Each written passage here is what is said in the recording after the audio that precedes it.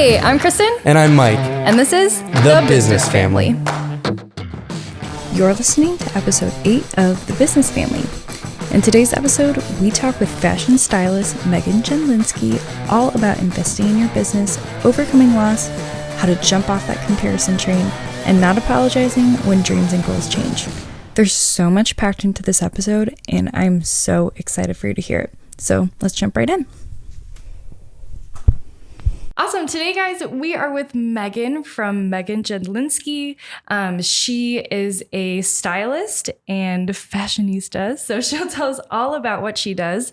But we're super excited to have you today. Thank you so much for having me. Yeah, of course. So tell us a little bit about Meghan Jedlinski, your business, and kind of what you would consider yourself.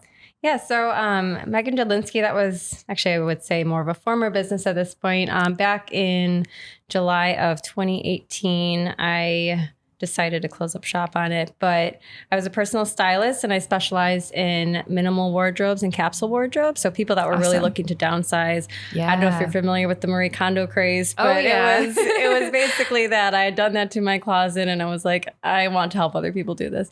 So yeah, I would go in and edit closets and we'd clean them out, and then I would take them and we'd go shopping.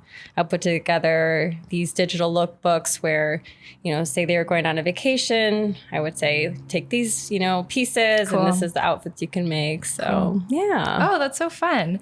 And tell us a little bit about like your family and kind of the timeline of, Meghan Jedlinski and moving out of that and all that stuff. So I met my husband back in 2007 and we got married. We met via MySpace. If you remember that at all, like that, we were like way ahead of our time, I guess, in the online dating world. That's amazing. And then we got married in 2009 and we had our daughter in 2017. And that's been kind of a journey. And it's funny now where I am with my career path and where I've gone. I started out in finance at the Board of Trade when I kind of started my career. And I was running a nonprofit at the time with my twin sister. And we decided to kind of take that to the next level. So I ended up taking on this office management and executive assistant role at this law firm so I could kind of run the nonprofit full time.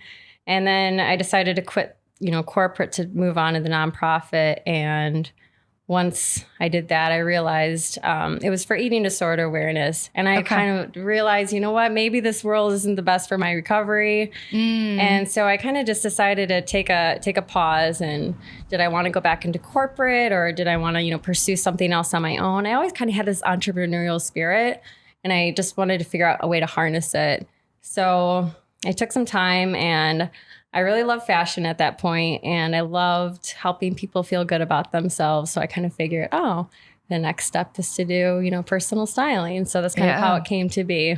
Cool. And did you do anything to kind of grow that business? Were you doing marketing? I mean, how did you actually get clients? So I initially started by fashion blogging. I didn't have a background in fashion at all. So I figured, well, let me, kind of build a name for myself through that. So that was great. And then I decided to kind of take it to the next level in 2015. I actually hired a manager. And she kind of helped me rebrand a little bit and kind of hone in on this. When I initially started, I was kind of like a general stylist, I guess you could say. But then once I got rid of about 80% of my wardrobe and after doing the Marie Kondo book and realized how amazing that was, that's where I kind of like narrowed down my niche. And she helped me actually in the December of 2015, I believe it was. I was able to go on Windy City Live, WGN, and do a couple TV segments. And that was really great. And I felt like we were building a lot of momentum. I was pregnant at the time as well. And so that was December. And then in January, we actually found out that our son had a severe or rare heart defect at 20 weeks. So then we ended up losing him at 22 weeks when I was pregnant. So, I kind of went into it like I had all this momentum and I felt like, a lot was going on and it was great. And then that happened. And then I think at that point, I think that's when it started to fizzle a little bit. Sure. I kind of, sorry, I'm going to get a little emotional here. yeah, I just kind of like became a little bit more isolated. Yeah. And shoot, I didn't think I was going to be this emotional. Yeah, and so it took me a bit to get my bearings back to go and start to see clients again. Yeah. But I eventually did, and then we found out that we were pregnant again, and so that was exciting. So throughout my pregnancy, I continued to see clients, and that was. I would say actually up until about like 2 weeks before I gave birth, I was working with clients and editing closets. And here I was like, like this big and like trying to like go through everything. And like these poor people are like, do you need help? Should you even be here right now? So that was really great. Wow. That's great. Thanks for sharing and being vulnerable. Yeah. I appreciate it. Something you said that I thought was interesting was that you hired a manager. Mm-hmm. So, I mean, Mike talks about this all the time. Like, he's like, I need a manager. Yeah. And it's kind of strange to like be the business owner and hire a manager. Can you explain a little bit more what that looked like and how you figured that out? Yeah. So I had reached out to this gal that I knew, and she was in the kind of like lifestyle and health world. And I knew that she was working with someone. And so we had met up, and she's like, I really feel like this person would be a good fit. And so I went and spoke with, my soon-to-be manager, who had worked at Oprah Studios and kind of was really connected and kind of saw, potential in me and thought that we could really, do some really great things together. And it was definitely an investment. And, like, of course, looking back now that I'm not styling anymore, it's, I still look at it as a great investment because it kind of brought me to where I am today. Yeah, of course. But I highly recommend if you can seek some sort of outside help, even if you are the business owner. She kind of brought some ideas that I, wouldn't have thought of. And one thing I really liked about working with her is she would kind of pitch me. I don't do the greatest at that. I don't, sell myself very well. So she was the one that was writing out to, magazines or, TV shows or what have you. Yeah. And so that was nice. Cool. That's awesome. Yeah. So you mentioned that you kind of started putting the brakes on Meghan Jedlinski. Mm-hmm. So can you explain a little bit about that process? And it sounds like it maybe happened around the time that your daughter was going to be born. Yeah. So she was born, and I had before she was born, I had every intention of continuing the business on. And I told clients, hey, I'm just going to be off for a little bit, and then I'll be back. And I think I was a little overly ambitious with it. Looking back, it's always easier to look back and think that. And I think it was about a month after she was born, I was like, oh, I'm going to go. And I was hosting this Macy's event. I did that. And then I was, all right, I'm going to go and do personal shopping with this person. And I didn't take into account breastfeeding and all of like what it is that a full-time. entails. I've heard that it's a full-time job. Yeah. Literally the amount of hours over the course of a child's life. It's literally a full-time job. On Instagram about that. I was like, yes, that's exactly right. Even as professional photographers and videographers, we found ourselves using our cell phones to capture a lot of our on-the-go content for both our family and our business. That's why we purchased Moment lenses. Moment makes a variety of lenses and photography gear for your mobile device that can elevate your cell phone camera to a more professional quality. If you're interested in learning how Moment lenses can up your cell phone game, check out thebusinessfam.com/moment and get 10% off any of your purchase. And yeah, so I did it I continued to see clients, I would say, like throughout that year, but it was just so scattered. I wasn't fully invested in it. And I kind of felt like I was in this place where I wasn't, fully present for, my family, and I really wasn't fully present for my business. So I was just kind of like stringing these things along. And a lot of times clients wanted to see me on the weekends, where that was our time to spend as family. And so I just kind of had to start weighing my options. And at that point, I was just falling out of love with it a little bit. Yeah. And again, the logistics of breastfeeding really came into play. So it was really hard, though, to make that decision because I kind of felt like a failure in a sense. Here I saw these other moms, new moms too, that were, kicking butt at running a business. They have a kid. They have multiple kids. And here I'm just like trying to keep myself together. Yeah. And so I really had to turn off like the comparisons and put the blinders on and be like, what's best for me? What's best for our family? And preach, this is where we're at right now. I'm like, blinders need to go on. They do.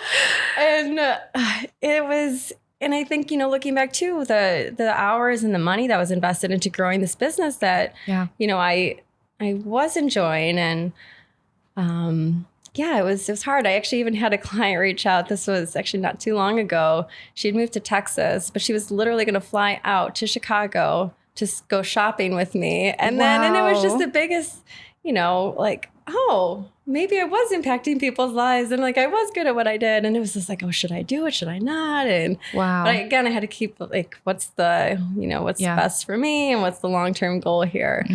So, Wow. That's crazy. So a bit of an emotional roller coaster trying to figure out like how was that mentally and emotionally for you to go like, I'm officially closing shop? It was hard. It was really hard because I think I really identified with what I was doing and how productive I was being. And, you know, I think until you're a mom, you don't appreciate how much of a full-time job being a stay-at-home mom is. And we also have our daughter she goes to school 2 days a week. She was doing that when we had started daycare with that when I was working, when I was still had the business. And then we just decided to keep it going. Yeah. And the amount of guilt that came with that, I was like, oh, I should be, you know, doing more and showing that I'm doing more because of the fact that my daughter's in. Yeah. So I had a lot of like internal struggle with that too. But I think as I've started to let that go and kind of like let go of my ego and being, you know, oh, people need to see that I'm accomplishing X, Y, and Z in order to be happy or feel successful. Yeah. I've finally started to find some peace with it. And like this is actually where I'm growing the most is once I finally let go of all this stuff that's been kind of hindering me. So yeah, that's so good. And then you can really discover who you really are. Yeah. Right. Oh, and not amazing. Not that fashion or, you know, your business was not who you really were. Yeah. But there's also still these barriers too. Yeah. To figuring it out. And I've kind of seen it as, you know, I've had these different, you know, career paths or passion projects. And I think for me, it's just been what I wanted to express has always been the same in a sense, but it's just I'm choosing different mediums now to do it through. And so that's kind of cool. That's so good. Yeah. And you were most recently featured on Holland Lane, which is a women's magazine. Yes. Can you explain a little bit about what that is and like the significance of that to you? Yeah. She reached out and I was like, no way. I was like, me? What are you talking about? Why me? No, I was really honored. And actually they just rebranded today. They came out. It's now called The Kindred Voice. Yes, I saw that. So that was, so I can't wait to read more about what the direction they plan on going. But yeah, Holland Lane, it's been an online community and a magazine for women to come and share their stories. Cool. And, you know, so we're not always just seeing the happy moments in life, you know, because a lot of happy moments come from the really hard moments and the really tough ones.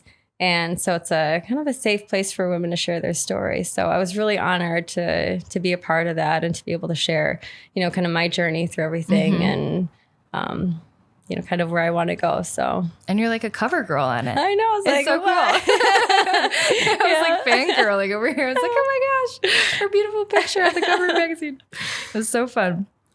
Awesome. So tell me a little bit about your daughter, Parker. Like, tell me a little bit about who she is and how she's influenced your business, like past and even moving forward. Yeah, she's something else. She's just the best thing. Of course, I guess we all say that about our kids, but I've just learned so much from her in like the short time that she's been here. She's just taught me patience and, you know, helped me learn to be a little bit more present. And as far as, you know, the business that I left behind, it was, you know, once I fully started to embrace my new role and she was my boss now, you know, it was just, I was like, yes, like I'm so lucky and grateful to be able to have this time with her. Yeah. And my kind of new venture that I'm launching, hopefully within the next year or so, is something that was completely inspired by her. And I wouldn't have done it, I wouldn't have thought about it outside of having her, I don't think. So that's been a major influence as well. So cool. Yeah. And what is that venture? Yeah. So my new venture, it was an idea that I had when she was first born, like around that time. And we were out, seeing other, toys that are out there. And I kind of put on the back burner for the fact that I still had the styling business and then, Parker and all that entailed. And then once I closed down the business last year, we actually found out that we were pregnant again in, what was it? I want to say May or June. And we ended up losing that pregnancy. But it was that moment. And I swear, like, things just happen for a reason. I'm a true believer in that. Sure. Like the dots connect. And, when we initially found out about the other loss, which that was much farther along, I was devastated. Like I said, I was like became isolated. And this time I said, you know what, life's going to go on. I have a choice here to either kind of go back to what I had done a couple of years ago, or I can just continue to live and to thrive. And so we left that appointment, and I remember Steve and I, my husband, went to Starbucks, and I was like, all right, I'm going to do this. And I signed up for my first woodworking class. And that was last July. And so over the course of the past year, I've taken some woodworking classes, some technology and design classes, and I'm working on coming up with some wooden toys for kids. Oh, cool. Yeah. Is there anything in particular like you're like, I want to design? It's like definitely going to be like this train or this whatever, and then we'll see what happens. Yeah, there have been, I really had a couple ideas that I thought I was initially going to start with. And it's so funny. Parker has been inspiring the direction that I've gone with. She's very into, imaginative play. And so I've kind of like shifted as, I think she could use that. So I'll make, that piece or, cool. So I'm kind of, it's kind of naturally evolving. And I had done a piece for her birthday, and now I'm working on refining it. So I kind of saw that as the first prototype, and I brought it home, and of course she, goes, oh, where's this? And, so she's already like making notes on changes she wants made for these things. So I'm like, really, she's good. still your boss. Yeah, exactly. I'm like, all right, I'll go back to the shop and do it. So that's so awesome. Yeah. Oh, I love that. And you guys are currently building a house in Evanston, and I heard we met at Present Place, which is a little like indoor play area in Ravenswood. And so I'm just like back in February, actually. Yeah. So yeah, it's been a while. So like I'm getting like bits and pieces and trying to put them together still. But originally you said you might be building out a shop in your garage. Yeah. So the goal would be, to do it in our basement. So awesome. That would be amazing. But yeah, so we're building. We just broke ground a few weeks ago. So exciting. And that's been like a full-time job in and of itself. I wish you could get paid for searching Pinterest. Because I feel like every night we're just like, oh, is this bathroom with this tile or whatever? Yes. But it's a really exciting process. So. Good. That's awesome. Clearly you have different passions and different things that have influenced kind of like how your businesses have evolved. Mm-hmm. Do you feel like you're going to be kind of this serial entrepreneur and just kind of keep going with whatever is the next passion? Or do you feel like I want to try to settle into something? Or yeah, that's a great question. And it's something that I think about a lot just because of the fact I'm like, oh, is this just another 2-year stint? Yeah. And I think what's different about this one is I feel like I found my sweet spot, and I feel like I found something that I could foresee myself doing for a really long time. And I'm not rushing it, and that feels different too. Cool. I think initially I had the sense of urgency, and then I think the fact that I'm kind of wanting it to organically unfold and take the time to do it, in my mind, right, and learn the craft really well. Instead of just, putting something out there, which, there's a balance too, because there are some times where it's never going to be good enough and I'm never going to put it out there.